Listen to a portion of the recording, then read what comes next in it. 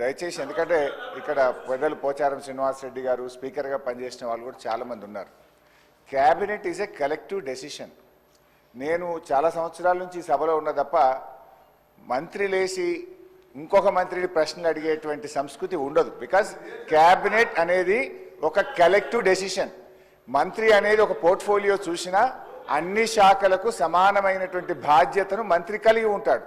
ఇవాళ మీరు కూడా దయచేసి నేను మీతో కోరేది ఏంటంటే మీరు కూడా ఇట్లా ఒక మంత్రి లేచి ఇంకో మంత్రిని ప్రశ్నలు అడగడానికి అవకాశం ఇస్తే అసలు ప్రశ్నోత్తరాల సమయం యొక్క దాని మీనింగే మారిపోతుంది. అధ్యక్ష, దయచేసి లేని సంస్కృతిని తీసుకురావద్దు. మంత్రి అనే వాళ్ళు క్యాబినెట్లో మాట్లాడుకోవచ్చు. Government is a collective decision. ఇట్లా మినిస్టర్లు లేచి అడిగే సంస్కృతి ఉండదు. నంబర్ 1.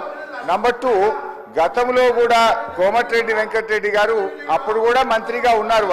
మరి వారి హయాంలోనే ఈ మూసి ఈ రకంగా జరిగింది.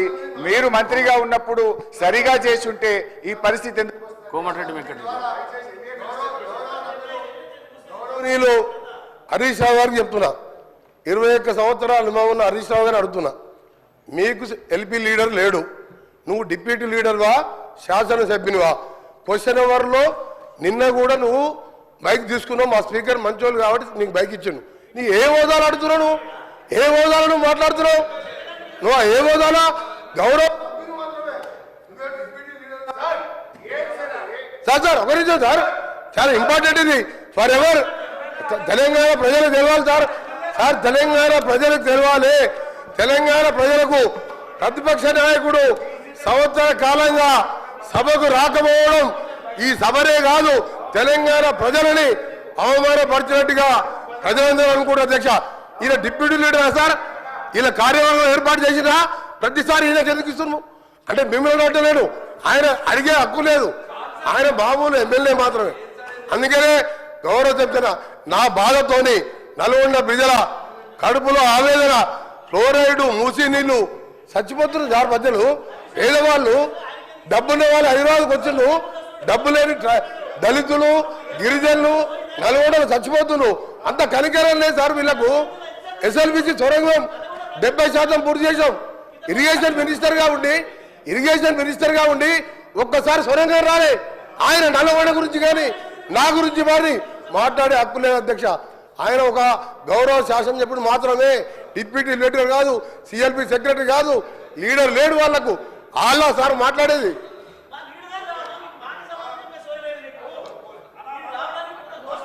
సార్, ఇప్పుడు ఈ రాష్ట్రాన్ని అతి ఎక్కువ కాలం పాలించింది కాంగ్రెస్ పార్టీ. ఇవాళ మూసీలో ఇవాళ నల్గొండ జిల్లా ప్రజలు ఏదైనా బాధపడుతున్నారంటే దానికి ప్రథమ ముద్దాయి కాంగ్రెస్ పార్టీయే. ఎందుకంటే ఈ రాష్ట్రాన్ని ఎక్కువ రోజులు పాలించిందే కాంగ్రెస్ పార్టీ. మీరేం చేసిందని మమ్మల్ని మాట్లాడుతున్నారు. ఎస్ఆర్ఎస్పి స్టేజ్ 2 పనులు పూర్తి చేసి కాళేశ్వరం జలాలను నల్లగొండ జిల్లా తుంగతుర్తి, సూర్యాపేట, కోదాడ ప్రజలకు అందించిన పార్టీ బీఆర్ఎస్ పార్టీ. అధ్యక్ష, అనవసరంగా ఒకరోజు చర్చ పెడదామంటే పెట్టండి. కాంగ్రెస్ పాలన ఏం చేసిందో మేమేం చేసాము. జరుగుతున్నది క్వశ్చన్ అవరు. క్వశ్చన్కు సూటిగా ప్రశ్నకు ఆన్సర్ జరిగితే 10 ప్రశ్నలు వచ్చేటువంటి అవకాశం ఉంటుంది. ప్రతిరోజు 3 ప్రశ్నలకు 4 ప్రశ్నలకే సభ పోతుంది కనుక దయచేసి మీరు ఒక్కొక్క ప్రశ్నను సూటిగా ప్రశ్న సమాధానం చెప్పేట్టు చూడండి. మంత్రులు లేచి రాజకీయ ప్రసంగాలు చేస్తే మేము ఇంటరప్ట్ చేయాల్సి వస్తుంది. దానికి అవకాశం ఇవ్వద్దని మిమ్మల్ని కోరుతున్నాం.